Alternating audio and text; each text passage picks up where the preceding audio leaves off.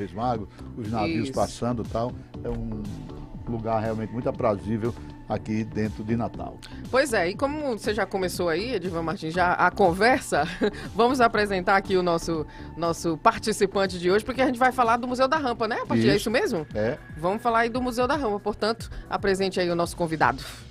Nosso convidado é o nosso Crispiniano Neto. Isso. Santanense, vamos lá de Santana Santo Antoniense. Santo Antoniense, né? É, Santo Antônio do Salto da Onça. Popularmente Salto Oncense. Mas não é oficial, Olha. Salto da Onça. Pois é. Santaniense. Eu gostei mais do Santo Antoniense, mas eu achei mais legal o outro. Salto Oncense. Salto Oncense, eu achei mais bacana, assim, eu achei. Gostei, né? Mas lá, olha... Lá foi a cidade onde a onça pulou, né? O cabo deu um tiro, ela pulou pro outro lado. Aham, pois é. Mas Terra olha, de beleza, gente... terra de poetas, terra de gente bacana. Muitos poetas. Introduzindo aqui o nosso diretor da Fundação José Augusto, Crispiniano Neto, curador aqui das exposições, pesquisador também, né? Olha, Museu da Rampa aí tá com novas exposições abertas ao público. É a oportunidade dos natalenses e turistas entenderem como se deu, né, a participação ali do Brasil na Segunda Guerra Mundial, a partir da Conferência do Potengi, que é celebrada em Natal há 80 anos, entre os presidentes do Brasil e dos Estados Unidos, Getúlio Vargas e Franklin Roosevelt. A inauguração do espaço aconteceu justamente ali naquele aniversário, né, octogenário do encontro presidencial, no último dia 28 de janeiro, e desde então... mais de 1.200 pessoas já visitaram os acervos originais que contam aí um pouco da história da cidade. E aí a gente trouxe aqui o diretor da fundação, né, José Augusto, para a gente entender como é que está funcionando essa questão aí da visita. Talvez até você, ouvinte, aí nem soubesse, né, que o Museu da Rampa já está ali aberto para visitação. Portanto, diretor, seja muito bem-vindo. Muito obrigada por aceitar aqui o nosso convite. Acho que o que mais a gente quer levar é cultura para o nosso, né, para a nossa população aqui de Natal, para o nosso Rio Grande do Norte. Bom dia para o senhor. Bom dia, eu que agradeço o convite e acho muito importante a gente estar aqui divulgando esse fato que é a reabertura do Museu da Rampa. O Museu da Rampa ficou muito tempo fechado, depois ele foi aberto, digamos que precariamente, né? Não no sentido da qualidade da exposição, mas das dificuldades estruturais, pela antiga Fundação Rampa.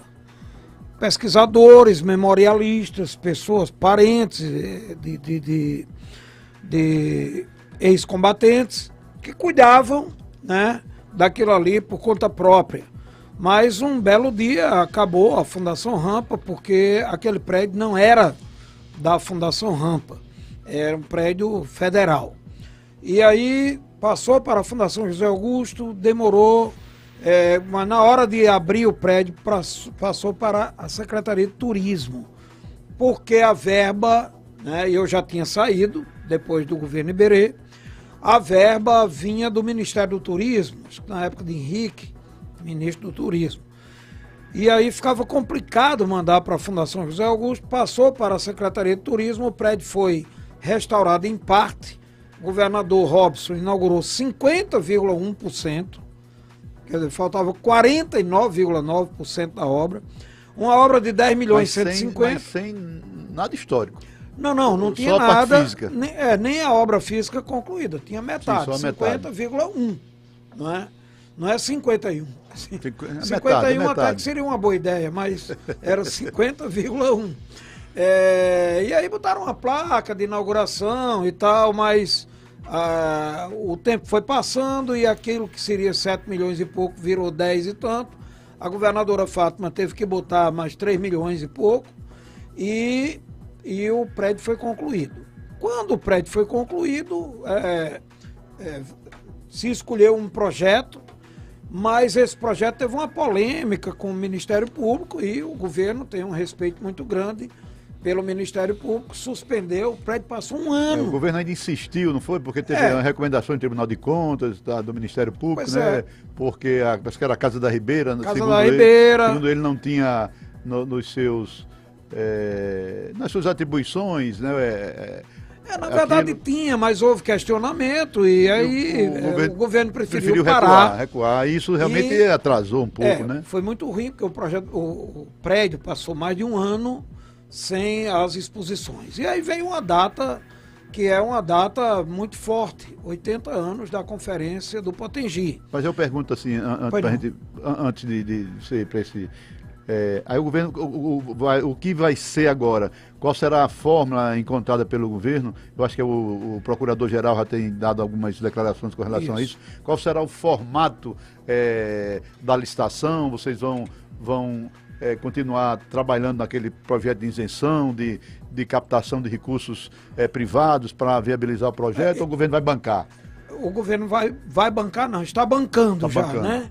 Porque assim, 12 de junho, a governadora baixou um decreto passando o Museu da Rampa para a Fundação José Augusto. Na verdade, era o que deveria ter sido, mas num determinado momento... Por conta do recurso do turismo. Foi para a Secretaria de Turismo, porque o dinheiro vinha do Ministério do Turismo. E aí, o que ocorre? A Secretaria de Turismo, ela não tem esse know-how de administrar museus e teve essa história de contratar, e contratou a Casa da Ribeira, deu essa polêmica, mas muita coisa foi feita. Só que, na hora de abrir, precisava se tomar uma decisão, porque 28 de janeiro de 2023 fazia uma data fechada, 80 anos, né, a chamada efeméride, né?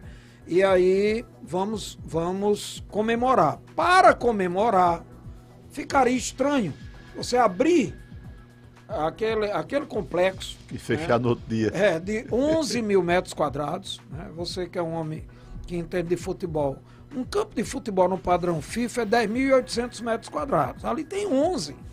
Então você abrir num dia e fechar, ficaria muito difícil de dar satisfações à população. Não, vamos abrir. Aí foi contratado ainda com a Casa da Ribeira, depois houve uma nova negociação com o promotor, que liberou para ficar com a Fundação José Augusto, como a governadora já tinha determinado. E aí foi contratado o Fred Nicolau, que até pensei que ele estaria aqui hoje, o Fred é que tem um acervo também, né? O acervo é pessoal dele? Ele tem um acervo pessoal, mas o que está ali é público. Público. Então, mas e o dele, Crispiniano? Ele tem, Augusto Maranhão tem, Pedro Brito tem. Mas a fundação vai tentar negociar? Algumas coisas peças? Sim, né? Por exemplo, nós estamos pensando em comprar um Jeep da época, um Jeep 1942. Aquele que fez aquela réplica do percurso de Getúlio Vargas com o Roosevelt. Não é o original. Não é o original. O Rio Grande do Norte, infelizmente, deixou aquele Jeep se acabar. Ele não foi tombado e ao longo dessas décadas o Jeep enferrujou, acabou, se perdeu. Então é comprar um que seja equivalente, né? Então o Jeep mais comum desses Jeeps antigos é o 51, 54, mas 51 já fazia quase 10 anos, 8 anos, né, do encontro, né? De modo que é preciso buscar um Jeep da época e colocar ali. No dia da abertura era um Jeep emprestado, o dono daqui não vendem. Bom, mas aí nós abrimos uma sala que ela foi dividida em 3 partes. Primeira parte, a sala do avião, o avião que Roosevelt veio para o Brasil. Amenizou? Porque foi na água, né? Ele não aterrissou, porque você vê, as pessoas se admiram que chega lá um avião, fizemos uma réplica, né? E cadê os pneus do avião? Não tem, porque ele pousava dentro da água. Sim. Mas aí tá lá, tem som do avião. Aqui isso a gente já pode ver. Já pode ver. E aí, visto ali o avião, né? O roteiro que ele fez, que ele não veio dos Estados Unidos, ele veio do Marrocos, a Conferência de Casablanca, que seria Roosevelt, Churchill e Stalin. Stalin não pôde ir porque foi justamente no momento que Hitler estava invadindo Stalingrado. Então ele não podia abandonar, naquele momento, a frente de batalha, o comando, né? Aí foi Roosevelt e Churchill. Se não tivesse tido esse encontro aqui do Tratado do Potengi, o resultado da guerra poderia ter sido outro. O que se diz, né, assim, não tem um documento oficial, mas que era um projeto de Hitler invadir Natal, dominar Natal, para, a partir de Natal, dominar a América do Sul e subir também pela posição estratégica, para a América Central e a América do Norte. Né? E se isso tem acontecido, avalia-se, né, que o destino da guerra poderia ser outro, o nazismo poderia ter vencido, e se não implantar o Império de 1000 anos, que era o sonho maluco de Hitler, né, poderia implantar um império de 20, 30 anos que teria acabado com a democracia, com a liberdade, com a paz do mundo, enfim, implantar um regime de escravidão, como ele fez para os judeus, os ciganos, né, e gays, né, para pessoas que não eram daquela visão ariana dele, de raça superior, aquela visão supremacista, né?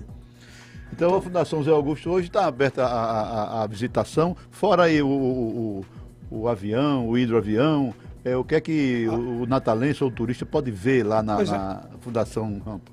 No Museu da Rampa. No Museu da Rampa. Ao sair dessa sala, pelo lado do rio, você vai ter uma visão do rio onde os presidentes se encontraram.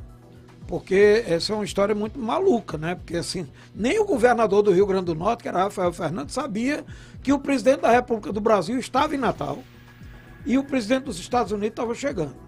Getúlio foi hospedado num navio e Roosevelt desceu do avião e entrou no outro navio, e daí Getúlio vai para o navio de Roosevelt e lá eles fazem a conferência e daí sai para visitar a base de Parnamirim, que era a maior base militar dos Estados Unidos fora do território norte-americano. Né? Tinha ali 700 prédios. Muitos prédios foram destruídos depois por não ter mais necessidade. Mas, enfim, era uma coisa gigantesca. E, assim como foi o trampolim da vitória, poderia ter sido o trampolim da derrota, né? A Alemanha vir para cá e daqui dominar o resto da América. Mas, aqui, enfim... no leito do Rio Potengi, além dali onde houve o encontro, né, do presidente Roosevelt com Getúlio Vargas, também tem uma área, acho que é ali por trás, não sei se é pelo CAT ou é ali pela Vila Naval, ali, pelo Comando Ari Parreira, que tinha uma área, uma oficina de avião, que lavava e tal. Ainda tem algum resquício, ainda tem alguma coisa que lembre, alguma coisa física. Só a rampa. A rampa. Só tem a rampa. A rampa porque o avião ele pousava na água. E para consertos e manutenção, subidinha na rampa. Ele subia a rampa física, ela existe. Pode até dar uma revitalizada, né, Cristiano, depois para... sei lá, porque eu acho que com isso, e com também alguns trabalhos que a Prefeitura vem fazendo de revitalização da Redinha, do Novo Mercado e tal, a gente sempre diz que a gente vive de costa para o rio. Isso pode dar uma revitalizada, você pode trazer aí um turismo um turista que nunca veio para o Brasil, ou que não vem sempre para o Brasil, que é o americano, o italiano vem, o japonês, né, o Japão, é o pessoal que estava mais envolvido na guerra, na história da Segunda Guerra Mundial. E essa revitalização pode provocar um passeio depois, né? Essa é a ideia. Né, um passeio passando ali pelo local onde os aviões tinham uma manutenção. Enfim, é uma rota histórica espetacular que a gente precisa divulgar mais e fazer com que as pessoas... E a cidade e o governo faturar com isso, né? Inclusive o Padre Murilo... Nosso grande padre lá de Parnamirim. Parnamirim e São Gonçalo também, santuário, né? Lá de São Gonçalo, o Santuário dos Mártires. Dá um passeio até lá. Pelo Guarapes ali, você passa pelo casarão ali dos Pedrosa. Isso, ele quer fazer um cais, né, rústico, como era no tempo dos mártires. Sim. Porque havia uma ligação muito grande daquela região onde hoje é o santuário com o forte. Né? Eu acho, Cristiano, que ali aquela área de Macaíba lá, no Ferreiro Torto, ainda tem um restinho de cais que era muito usado ali na época pelas aldeias e pelo pessoal também das usinas, né?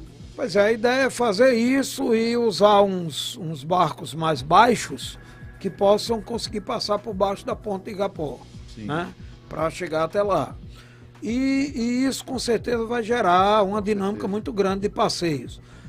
Outra coisa, por exemplo, o Forte dos Reis Magos, nós abrimos das 8 às 16.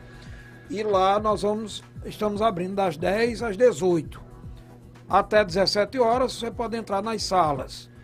E das 17 horas em diante você pode sair para os piers e assistir o pôr do sol. Que é isso que quer dizer, quando você sai da sala do avião, aí você vai ver uma vegetação de mangue que é a mesma que Roosevelt e Vargas viram. Ela é a mesma vegetação, ela tá lá há 80 anos, é uma área preservada. Tem um outro prédio ali, uma torre. Fica ao lado do iate, por ali, do outro lado, né? Aí, indo pra Praia do Y. Pois é, aí você sai dessa sala, vê o rio e entra na sala da conferência. A sala da conferência, ela está dividida no meio por caixotes reproduzidos ao modelo dos caixotes que iam os utensílios, as armas, as munições, né, para o campo de batalha. Ali você tem uma parte da sala que é a conferência, né? Representa documentos da época, filmes da época, né? Um filme que durante décadas ninguém descobriu porque não tinha Natal, tinha Casablanca. Aí no filme que vinham fazendo de Casablanca, fizeram Natal. Depois nossos pesquisadores descobriram e trouxeram. Tem um filme original, né? E do outro lado das caixas, os caixotes, aí você tem o resultado da conferência, que é a presença dos brasileiros nos campos de batalha da Itália. Montese, Monte Castelo, Toscana, onde os brasileiros até hoje são tidos como heróis. Curiosidade, conseguimos farda original, algumas coisas originais do soldado toscano, que é um soldado de Florânia, onde tem uma família toscana, e conseguimos a farda dele, a farda que ele ia para a missa, uma farda social. E esse material original está lá, como também fardas, bandeira do Brasil com apenas 21 estrelas. Tem bilhete do pessoal, para a família, cartas?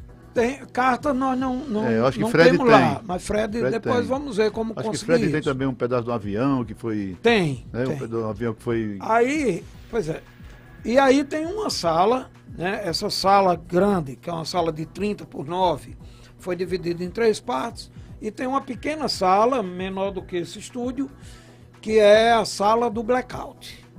E aí o papel fundamental do rádio na época, blackout. Que era a família natalense. Todo mundo se escondia. Um rádio da época e um locutor da época avisando: apaguem as luzes porque estamos na iminência de um ataque alemão. E aí todo mundo... É bastante emocionante. Não podia ter nenhum sinal de luz, né? Porque senão nenhuma velinha, a cidade seria identificada. Nem uma velinha, nem um candeeiro. Tinha que apagar tudo, porque Natal podia ser bombardeado a qualquer hora pelos alemães. Eu entrevistei uma vez um cidadão, vou tentar me lembrar aqui, que ele viveu essa época. Eu acho que ainda tem, você ainda encontra... né, 45, nós conseguimos 45, trazer, né? No dia da comemoração, nós conseguimos trazer um ex-combatente, está vivo, com 100 anos, aqui em Lajes Pintadas. Tinha o caminhão da sopa. Esse caminhão da sopa era uma viagem, não tinha nada de sopa não, era só o apelido, caminhão da sopa. E as pessoas pegavam, que ele fazia essa rota aqui pro Siridó, e as pessoas fugiam, quando é o blackout, o pessoal entrava nesse avião da sopa, e teve um cara que quase não pega, ficou doido, que quase não consegue uma vaga nesse caminhão da sopa, e ia pro interior se refugiar lá com medo dos blackouts. Sim. E tinha também a sopa, né, que era o transporte coletivo da época. Essa sopa, né? mesmo, era a sopa. A sopa. Isso mesmo. Chamava dessa forma, né? Era a momento sopa. ali. Então, bem, porque a sopa, diferentemente do ônibus, ela não tem só uma entrada. Todos os bancos são abertos, de um lado e do outro. outra. Sim. Você entra e sai por ali, não sei nem como era que pagava a passagem, mas enfim, chamava sopa. E aí, bom, aí resolvemos fazer, quando eu olhava, assim, eu disse, meu Deus, a gente vai inaugurar uma sala e deixar duas, sala de 30 por 9, né? Aí deixar duas vazias. Não, vamos preencher essas salas com informações importantes. Então você tem uma sala da guerra e aí fica a ideia, vocês estão comemorando guerra. Não, pelo contrário. Nós estamos comemorando o resultado da guerra, que é o fim do nazismo e registrando a derrubada do regime fascista. Registrar a história. Mas a mensagem é, não queremos guerra. O mundo hoje tem 23 guerras. Você vê, no meio dessa tragédia do terremoto da Turquia e da Síria, a Síria está tendo um terremoto em cima de uma guerra. A guerra está lá há 11 anos. Né? Tem vários outros países, mas o que está na moda agora é a da Ucrânia, que está há menos de um ano, mas já presta a completar um ano. Né? E aí nós criamos também a Sala da Paz. Então você sai da Sala da Guerra e entra na Sala da Paz. Entra pela Guernica, a obra de Picasso, Pablo Picasso, sobre a cidade espanhola que foi destruída pelo regime de Franco, né? Francisco de Franco, outro ditador que era aliado a Hitler e Mussolini. E aí todas aquelas figuras da Guernica estão cheias da palavra paz em todos os idiomas. Aí daí você vai ver Irena Sendler, aquela enfermeira polonesa que salvou 2.500 crianças judias. Aí você vai ver John Lennon, né, com Imagine. Você vai ver a oração de São Francisco, né, Quero Ser um Instrumento da Paz. Você vai ver a obra de Delacroix, o grande pintor francês, sobre a liberdade guiando os povos, né, a vontade da paz. Aí Buda, Gandhi, Madre Teresa de Calcutá, o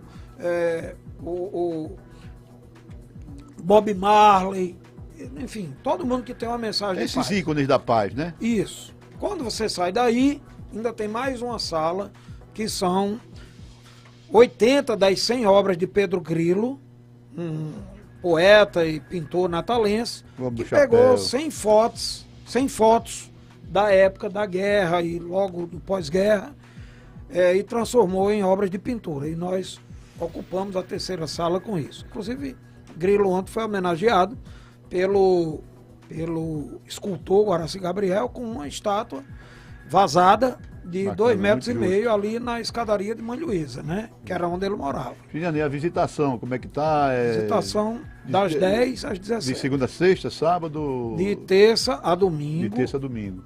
Das 10 às 17, mas se você estiver lá às 17, você termina o trajeto pelas salas e vai curtir o pôr do sol. Pode ainda permanecer um pouquinho mais, né? Pode ficar até 18 horas para curtir o pôr do sol. Geograficamente, queremos dizer que fica aqui, né? Perto do Canto do Mangue. Isso. Ali entre Santos Reis e Rocas, né? Logo naquela curvinha ali. Isso, desce uma ladeirinha assim, né? E já tá lá na rampa. Naquela curvinha ali, você já tá lá na rampa. Crispiniano, só pra gente finalizar aqui, você trouxe aqui esse gibizinho, né? Essa historinha aqui contada. A gente tem acesso também a isso lá na visitação.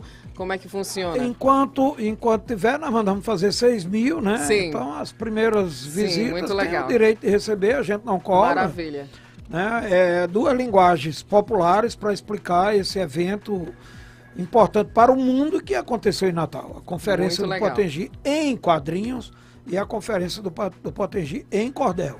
Pois é, portanto, muito legal, fica aí o convite. Vai logo, aproveita que para você ter aqui, né, o gibizinho muito legal, que é realizado aqui os desenhos de Carlos Alberto e Luiz Elson, tá certo? Contando essa história aí maravilhosa, né, da participação aqui de Natal, uma história que fomenta também a nossa capital potiguar, né, sem dúvida. E quero te agradecer, Crispiniano, pela participação. Muito obrigada, viu, por trazer aí um pouco dessa história, pra gente conhecer um pouco mais aqui das raízes, né, da capital potiguar de Natal e da importância também, né, de Natal. Às vezes a gente nem sabe, né, direito da importância que Natal tem pro mundo, né, então a gente agradece. O Forte Reis Magos foi isso há quase 400 anos, mais de 400 anos, né, e há 80 anos Natal também foi a encruzilhada do mundo, como disse num belíssimo poema o ex-prefeito Djalma Maranhão.